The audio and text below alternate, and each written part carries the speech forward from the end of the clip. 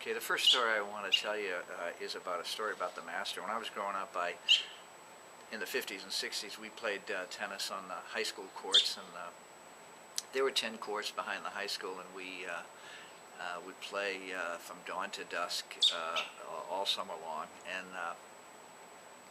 there was a fellow who used to come down there, an older fellow, maybe in his 60s or early 70s, and he got the nickname over time as the Master. He was a former athlete, and now he had a big beer gut, and he smoked a cigar during the entire tennis match, and he talked incessantly, but it was fun. When he came down, it was showtime, as we say where I'm from, and the word would spread that the Master's here, and everybody said, well, does he have a match? Does he have a match? And they'd say, yeah, he's got a match. So he'd be taking some young guy who thought he was really good, looking to put some notches on his belt. He was going to take on the Master, and the whole crowd would go over and watch the Master play, and it was a lot of fun. He used to chop and slice and drop shot and lob.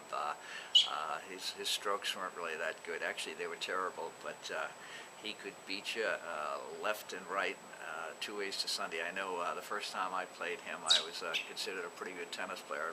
Won a few local tournaments, and boy, I took a terrible beating from the Master. But let me tell you, when the Master would play you, as I told you, he'd smoke a cigar during the entire match, and then after the match, he'd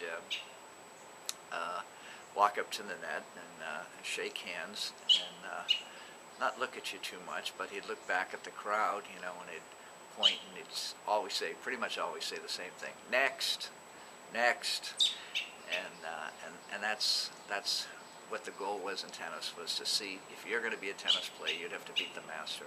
And the few times the Master did lose, he'd walk up and shake your hand, and he'd turn to the crowd, he'd point, and he'd say, that guy's a tennis player.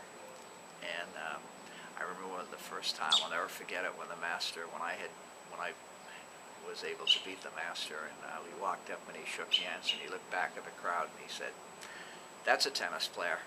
And that's how I beat the Master, and we had a lot of fun back in those days, and I know that you guys will have some fun too. So come with me, learn to do some of the drills, take some advice from an old-timer, and you'll become a tennis player too. Okay. Hi, welcome to Old Timers Tennis Tips. My name is Buzz Gillis, and I'm the old timer, as you can tell by looking at me. What I'd like to do in these lessons, I'd like to give you guys out there who are either playing tennis or thinking about tennis some tips and advice that I've learned with over 35 years of teaching, private lessons and high school coaching and working for the military. I'd like to teach you guys who are playing how to get better at tennis, and I'd like to teach those people who would want to play. I'd like to introduce you to your first partner. I'd like to introduce you to your first and the best instructor you'll ever have, and I'd like to guarantee you something that you don't get from most other instructors, none that I know of. I can guarantee you that if you listen to me and you take my advice and you do my drills, that you will become a tennis player. And I think that's a pretty good